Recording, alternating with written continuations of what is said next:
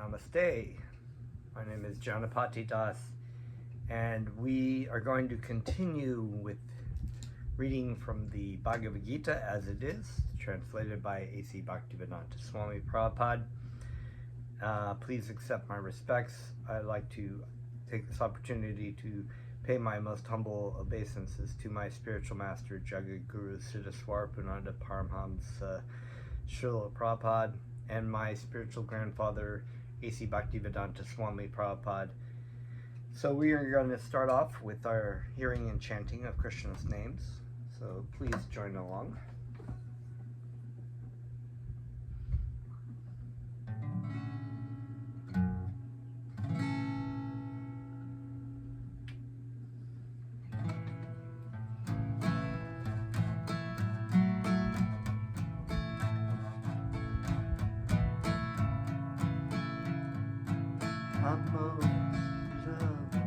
Swarupananda Paramhamsa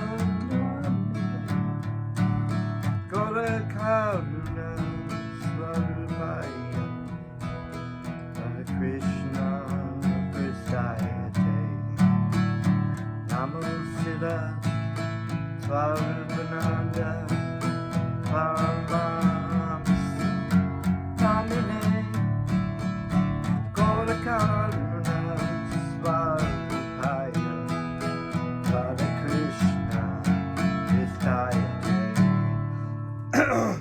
Bhaja Shri Krishna Chaitanya Prabhu Nityananda Shri Advaita Gadadhara Shivasudeva Gauranga Vrinda Bhaja Shri Krishna Chaitanya Prabhu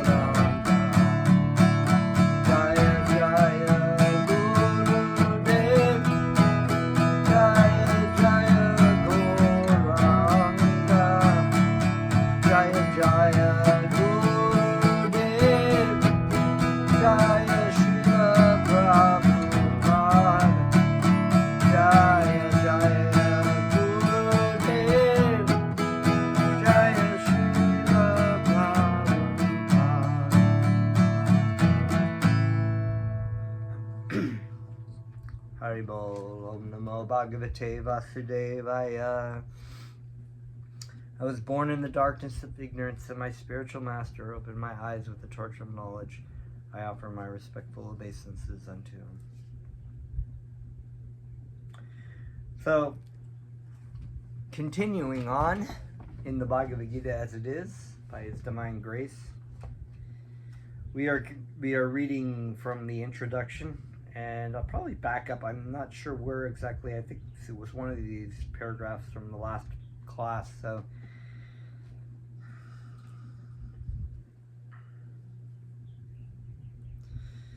So the English word religion is a little different than Sanatana Dharma. So we were talking about Sanatana Dharma, which is the eternal function of the living entity. But oftentimes the word Dharma in Sanskrit is translated as religion. But as Bhaktivedanta Swami says, religion conveys an idea of faith, and faith may change. One may have faith in a particular process, and he may change this faith and adopt another. But Sanatana Dharma refers to that activity which cannot be changed.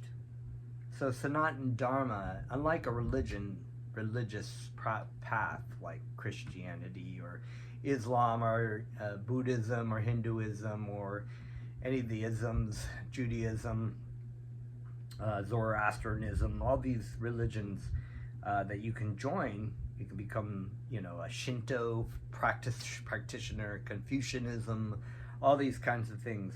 But Sanatana Dharma is not something that you join. It is something that is inherent in the living entity. And this is what the conversation that happens in the Bhagavad Gita between Krishna and Arjuna.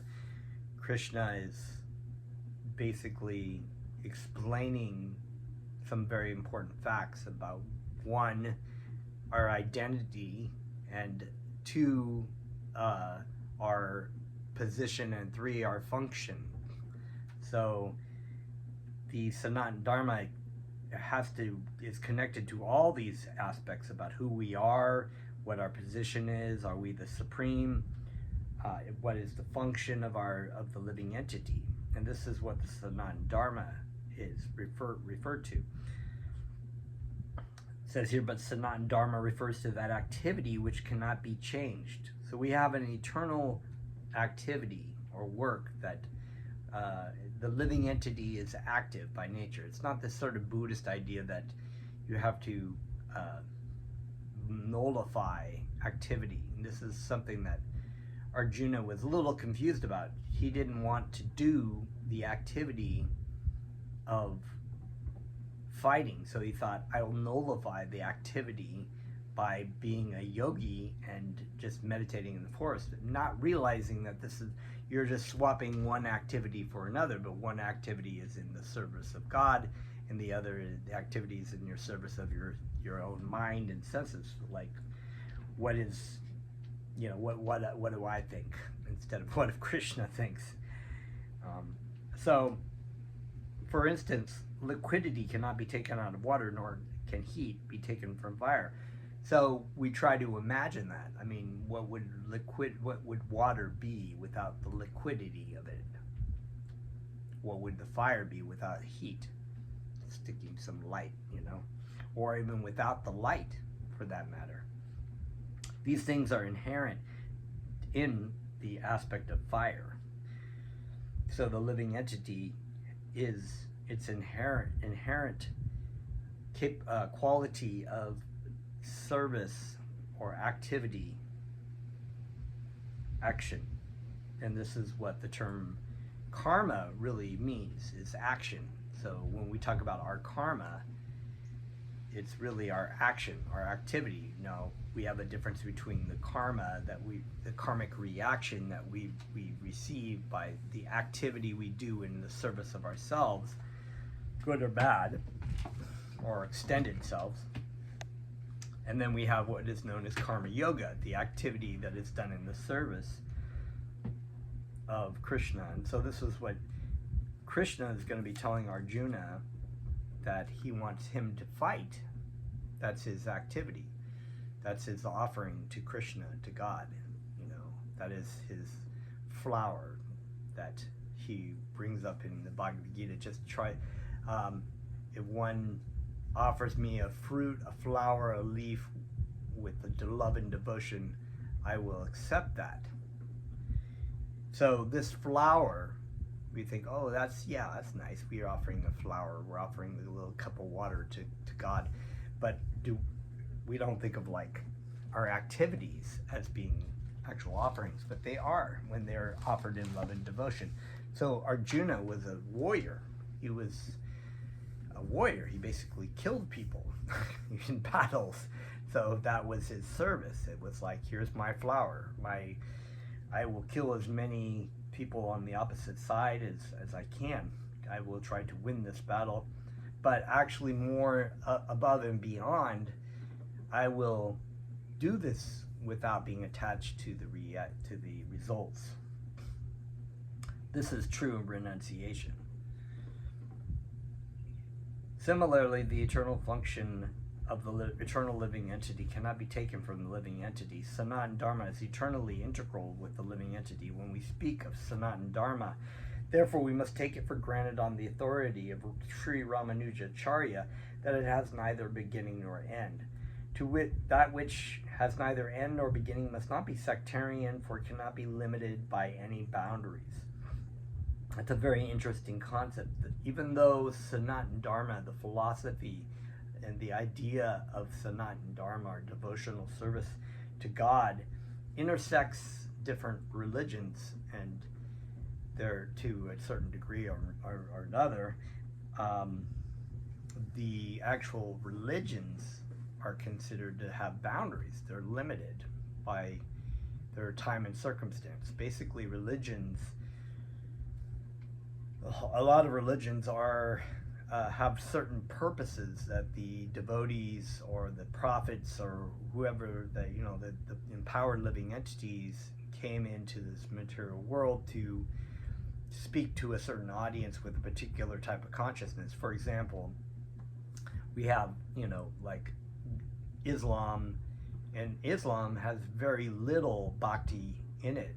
So there's not very much talk about bhakti in the Quran. In the Quran, there's actually a lot more to do with the rules and regulations about living a austere or pious life, how to live in the material world and not be completely attached by it. So it's kind of like a lot of the karma kanda aspects of the Vedas.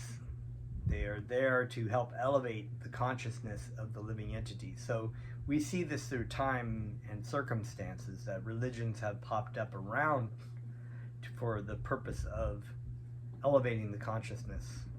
And you see this with Moses and Abraham, who brought, especially Moses, who basically who was given rules and regulations from God.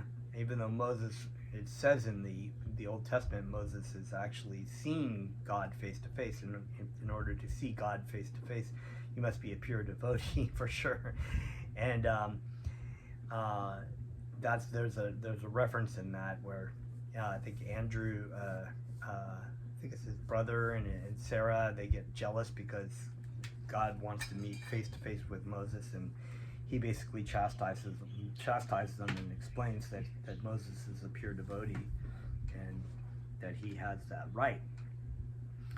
And other devotees are like that, but what they spoke, or what they were told to speak to the people who had a particular consciousness, was limited. It wasn't really complete bhakti like what Lord Chaitanya was teaching in 500 years ago. And even Lord Chaitanya made a point about that there were mistakes and imperfections in the Quran that didn't address the deeper issues. But that doesn't mean that the devotees were limited, that they were given the consciousness of the Arabic people at the time were tribal. They were same thing with the people who lived in Egypt for so many years. They had no religious rules and regulations to basically live by, and so you had to start where the consciousness was. Don't sleep with your sisters, don't sleep with your don't sleep with your farm animals, things like, you would think is like, don't do things that are very sinful, that are really degraded. So that's the start, They have to elevate the consciousness when you're sleeping around with your animals and your children and your family members, and you're murdering people just for whatever blood reasons. Your consciousness is pretty in the mode of ignorance, so you have to be elevated gradually. So these kinds of religions have boundaries. So to try to say that it's the all in all, that this religion, Islam or Judaism or whatever, is the all in all, it was done for time and circumstance. But you can find that. You can understand that. By understanding, by approaching the spiritual master, you come to understand that what was at the core of all this thing. Because Jesus Christ, he taught through parables what became eventually the Christian faith, and was actually Judaism at the time. He was teaching, he brought two very core elements from the Old Testament. When he was asked what is the greatest commandment, he brought two commandments from the Old Testament. You should love the Lord your God with all your whole heart and your whole mind, your whole being, and like unto it, you should love your neighbor as yourself. Bringing those two together, with the first one being the most powerful, and that was bhakti. And so that is the core teaching of Lord Jesus Christ, and that's why Lord Jesus Christ was a Vaishnava, and he was not a Christian. I mean, technically he was, I guess, a Jewish or Hebrew, but he was not bound by his religion. He was very much aware of his Sanatana Dharma, and he was a Shaktavesha avatar, who was an empowered living entity to give the people, to teach people the religious principles, to bring people to basically the pinnacle of spiritual teaching, which is love for God. And that is the Bhagavad Gita. So, continuing. Yet those belonging to some sectarian faith will wrongly consider that Sanatana Dharma is also sectarian. But if we go deeper into the matter and consider it in the light of modern science, it is possible to see that Sanatana Dharma is the business of all the people of the world, nay, of all the living entities of the universe. It's a very beautiful statement, that Sanatana Dharma is not a sectarian. It is inherent in all living beings. In fact, actually, Dharma in itself is an inherent, a duty that we have. It's not really even a belief system. It's really more of a duty, because it is inherent in our being that we must act, and our Sanatana Dharma is to ultimately, our eternal function of loving service to God, which is an eternal function, because we are eternal. Non-Sanatana religious faith may have some beginning in the annuals of human history, but there is no beginning to the history of Sanatana Dharma, because it remains eternally with the living entities. Insofar as the living entities are concerned, the authoritative Shastras state that the living entities have neither birth nor death. In the Gita, it is stated that the living entity is never born and he never dies. He is eternal and indestructible, and he continues to live after the destruction of his temporary material body. In reference of the concept of Sanatana Dharma, we must try to understand the concept of religion from the Sanskrit word meaning of the word. Dharma refers to that which is constantly existing with a particular object. So that function is continuously existing with the living entity. That means it never was there a time, just as it said in the Bhagavad Gita, it never was a time when the living entity did not exist, nor will it cease to be in the future. So if the living entity is active, therefore it must have some duty, something that it has to do, and that Sanatana is eternal, which reflects the eternality, Satchidananda Vigraha, the eternal, blissful, and full of knowledge spiritual entity, must have an eternal function. So that's what that is saying. We conclude that there is heat and light along with the fire. Without heat and light, there's no meaning to the word fire. Similarly, we must discover the essential part of the living being, that part which is his constant companion. That constant companion is eternal quality, and that eternal quality is his eternal religion. So here Bhaktivedanta uses the word religion, but he explains it very thoroughly as not being something that is temporary. So, for example, we talk about temporary religions. My body, when I was a young man or child, I was raised in the Catholic Christian faith. When I went to college, I was more of an agnostic, read all kinds of things. When I was not quite a middle-aged man yet, but probably in my 30s, I started to follow the religion Islam, and I followed that for 3 or 4 years until I actually came upon Bhakti Yoga and my spiritual master, who taught me about Sanatana Dharma.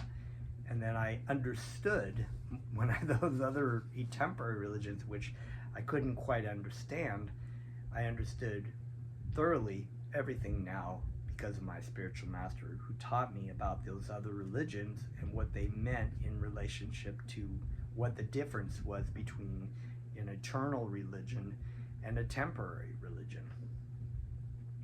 When Sanatana Goswami asked Sri Chaitanya Mahaprabhu about the Swarup, that's the form of every living being, the Lord replied that the Swarup, or constitutional position of the living being, is the rendering service to the Supreme Personality of Godhead.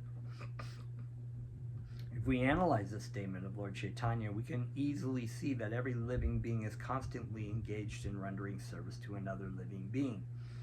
So this is, in pop culture, this is referred to in the song by Bob Dylan, You've Got to Serve Somebody. So if you don't know that song, go to YouTube and look it up and listen to the lyrics. It's basically Bob Dylan. It was like, I think he did chant a little bit with Bhaktivedanta, so he obviously got that philosophy down. It might be the Lord, and it might be the, what do you say, it might be God, and it might be the devil, but you got to serve somebody. Different people serving, bankers serving their customers, the wife serving the husband.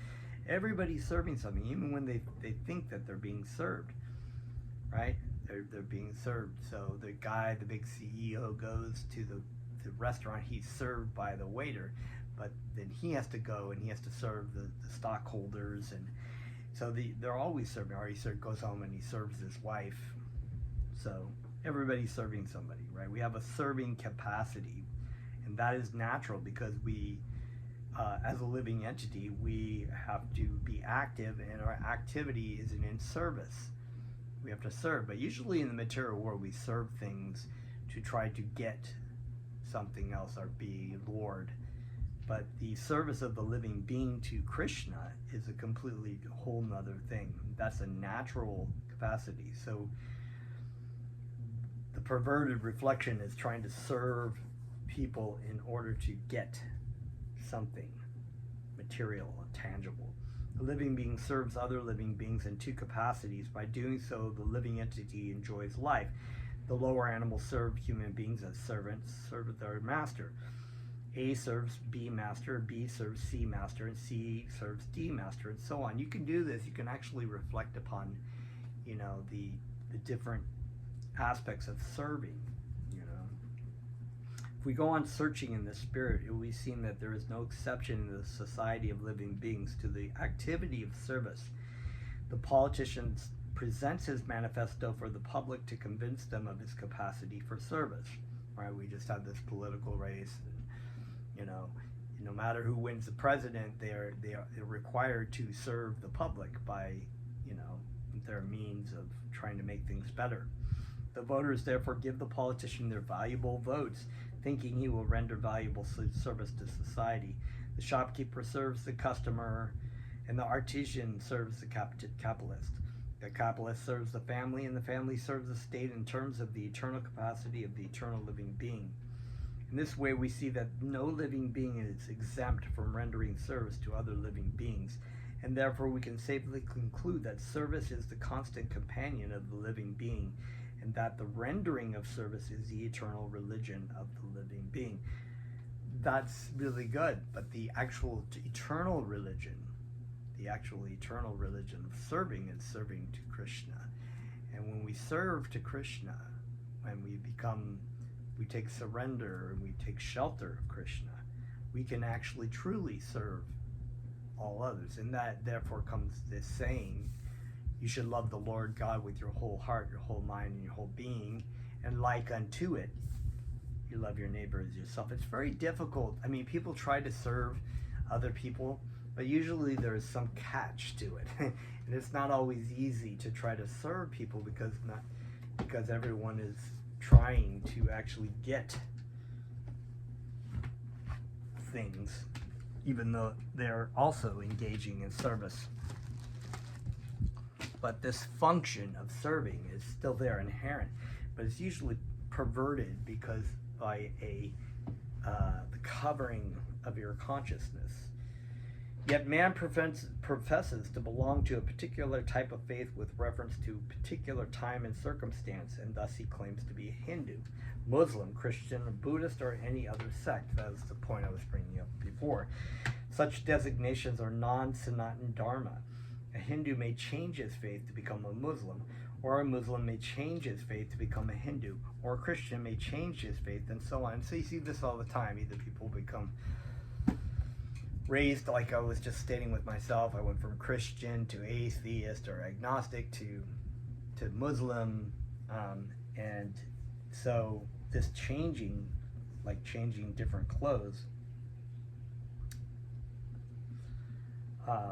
is a temporary time and circumstance religion. Such designations are a Hindu may change his faith to become a Muslim, or a Muslim may change his faith to become a Hindu, or a Christian may change his faith, and so on. But in all circumstances, the change of religious faith does not affect the eternal occupation of rendering service to others. So you see that ability and that activity of serving others is still intact, whether the people are profess to be an atheist or a Christian or a Muslim or whatever they profess to be.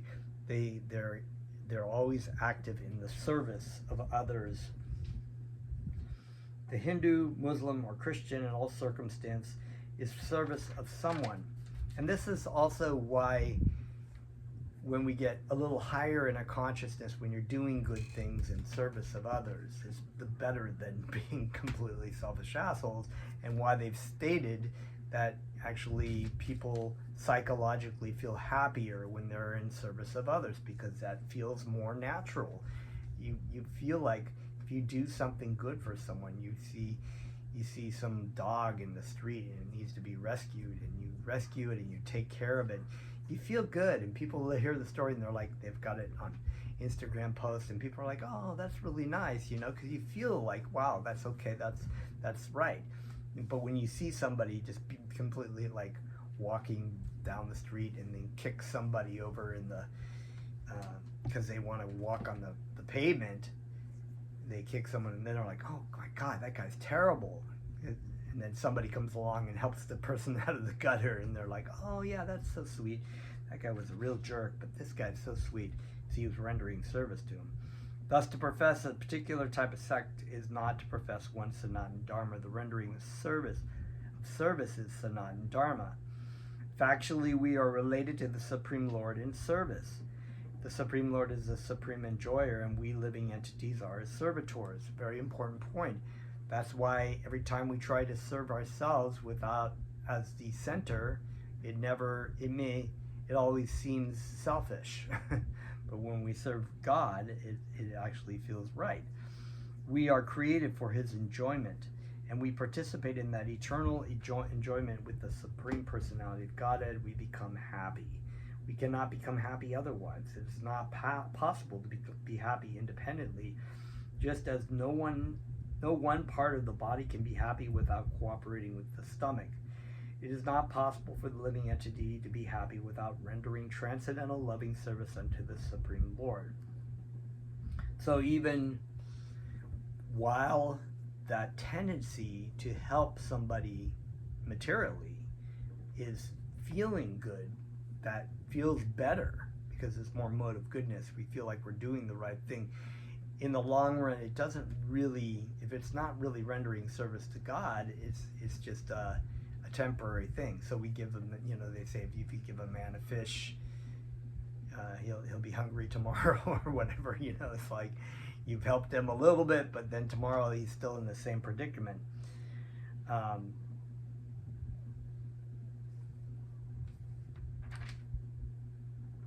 Let's see. In Bhagavad Gita, worship of different demigods or rendering service to them is not approved. It is stated in the 7th chapter, 20th verse, Kaimashtaishtar Hrit Anganaya Prapadyate Nya Devata Tam Tam Niyamam Astaya Prakritya Nichata Shvaya. To those whose minds are distorted by material desires surrender unto the demigods and follow the particular rules and regulations of worship according to their own natures. Bhagavad Gita chapter 7:20. Here it is plainly said that those who are directed by lust worship the demigods and not the Supreme Lord Krishna. When we mention the name Krishna, we do not refer to any sectarian name. Krishna means the highest pleasure. It is confirmed that the Supreme Lord is the reservoir or a storehouse of all pleasure. We are hankering after pleasure. Anandamayo Bayashat. We, the living entities like the Lord, are full of consciousness, and they are after happiness. The Lord is perpetually happy, and if living entities associate with the Lord, cooperate with them, and take part in its association, then they also become happy. So this is a point that I was reading for another Bhagavad Gita class last week for a different channel, and the living entity is Satchit Ananda Vigraha. So the Vigraha is a spiritual form, and the spiritual form is eternal, blissful, and full of knowledge. But the material body of the human has very little knowledge, it has very little bliss, and it is not eternal. But the Vigraha of the living entity, the spirit soul, is. And by nature, when we understand that we are of the same spiritual energy, our consciousness is covered. When the consciousness is cleared through the hearing and chanting by the service of our spiritual master in Krishna, then that true nature, that true happiness comes through. Right now we don't feel very happy. We're not very happy because we're like, I'm my body and this is what I'm going to do for my body. So this is all brought up in the Bhagavad Gita, and it's reflective of our own existence in this material world. Krishna was stating arguments in the first chapter, all based on a material desires, material consciousness, and therefore that's why Krishna rejected it as ultimately not very intelligent of him to see.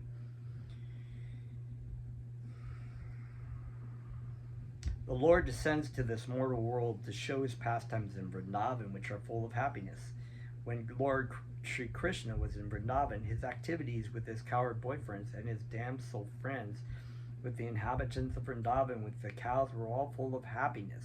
I mean, it's like every picture you see of Krishna with his friends and whatnot, playing or associating, they're all so happy. They're so happy. The total population of Vrindavan knew nothing but Krishna, but Lord Krishna even discouraged his father Nanda Maharaj from worshipping the demigod Indra, because he wanted to establish the fact that people need not worship any demigod. They need only worship the Supreme Lord, because their ultimate goal is to return to his abode. The abode of Lord Sri Krishna is described in the Bhagavad Gita, 15th chapter, 6th verse. Natad bashatyate suryo na shashanko na pavakaha yad gatva na niratante tadhamma paramam mama. Dhamma is that place, the eternal place. That abode of mine is not illumined by the sun or moon, nor by electricity. So the light that we receive through electricity, through sun, through moon, is not necessary in the spiritual sky, because Krishna's illumination from his body illuminates everything. Anyone who reaches it never comes back to this material world. Bhagavad Gita chapter 15, verse 6. This verse gives a description of that eternal sky.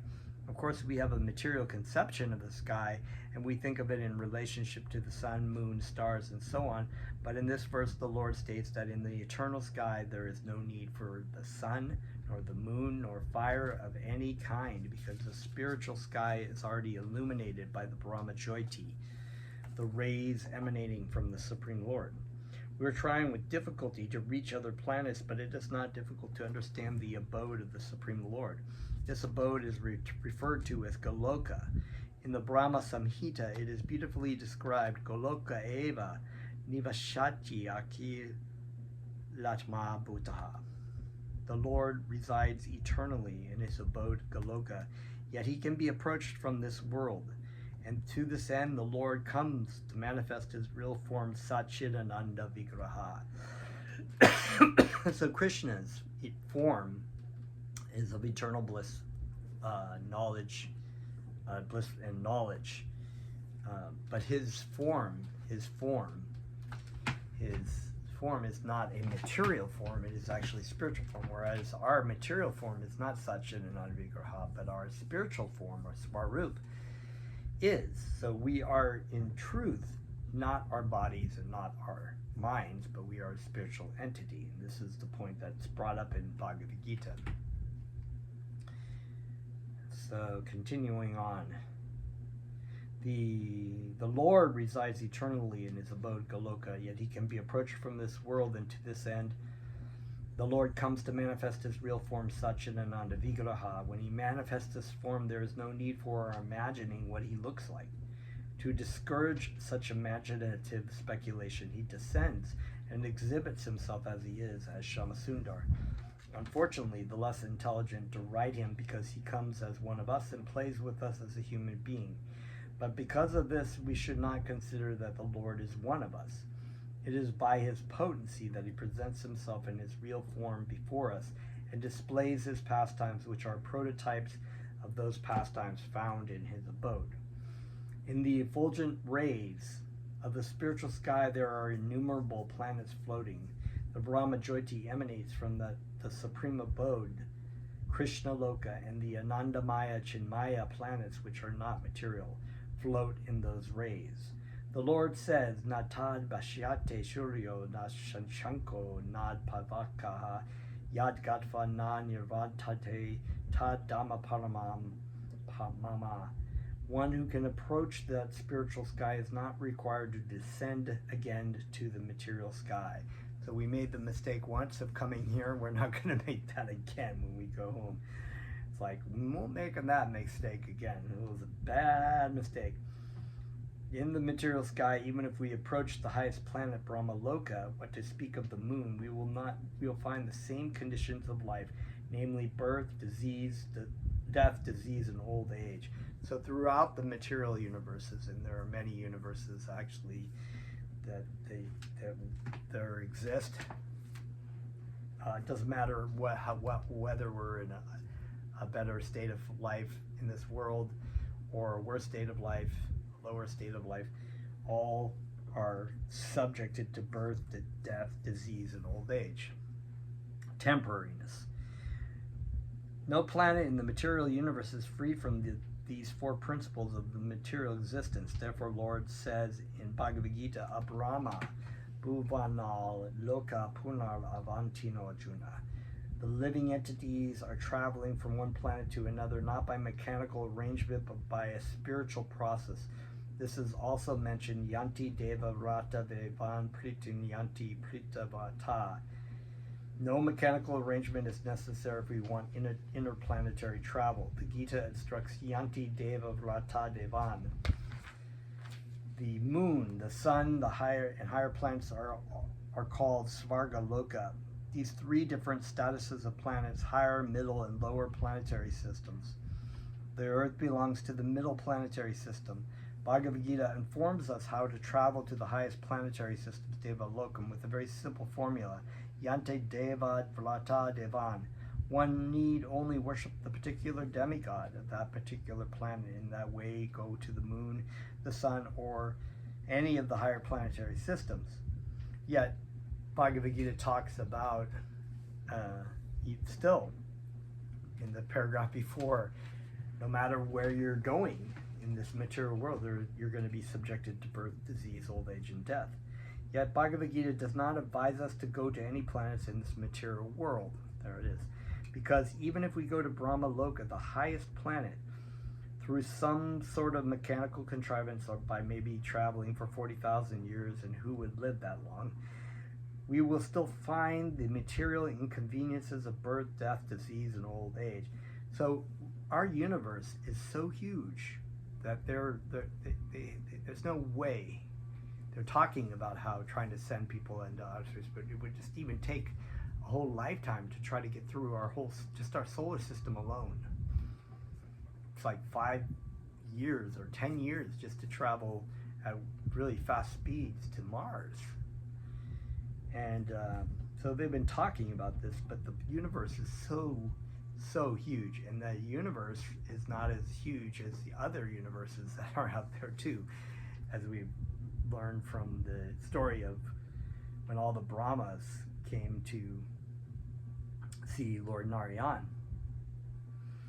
Amongst all these planets in the spiritual sky, there's one supreme planet called Goloka Vrindavan, which is the original planet of the abode of the personality of Godhead Sri Krishna.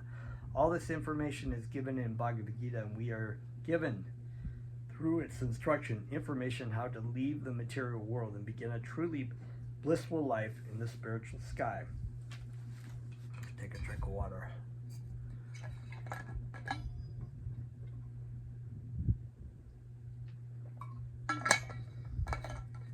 Keeps you on your seat, edge of your seat.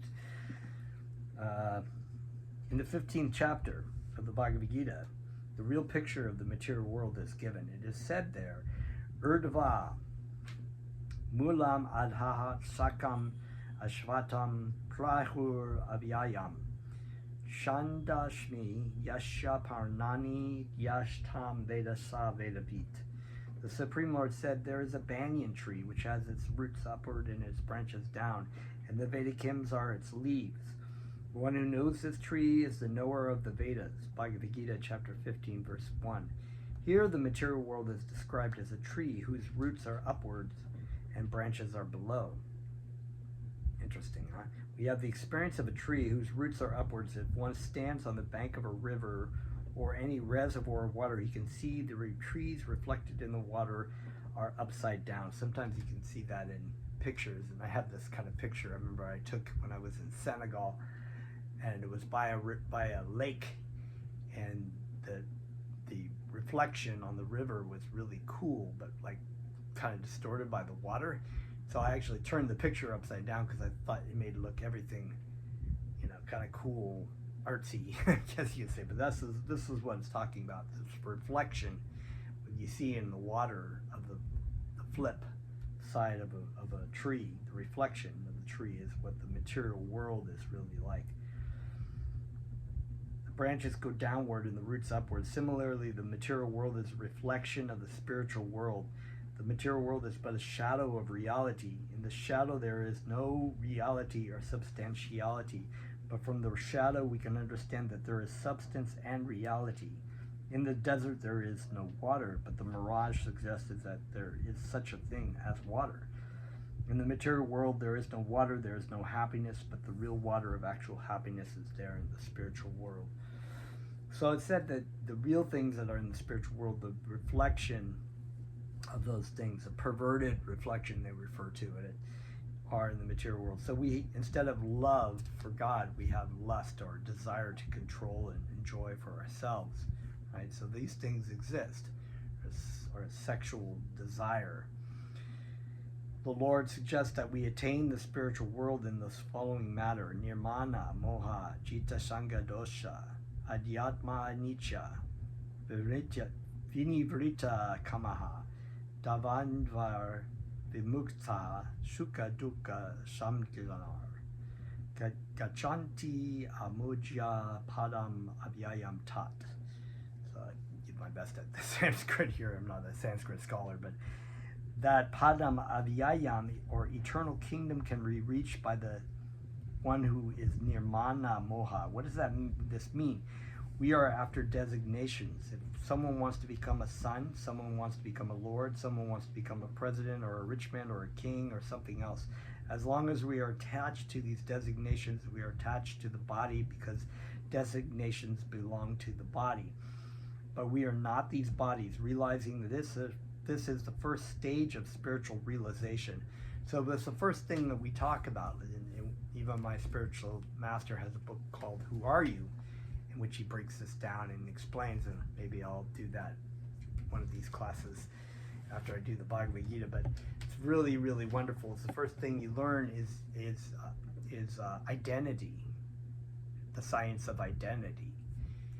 And science comes from the word truth. So the truth of our identity. First thing that we ask about is we deal with this term, this question that everybody in philosophy and in the material world asks: who are we and why are we here? Who are we? So the designations have to do with the body and the mind. So in other words, oftentimes when we say, who are you?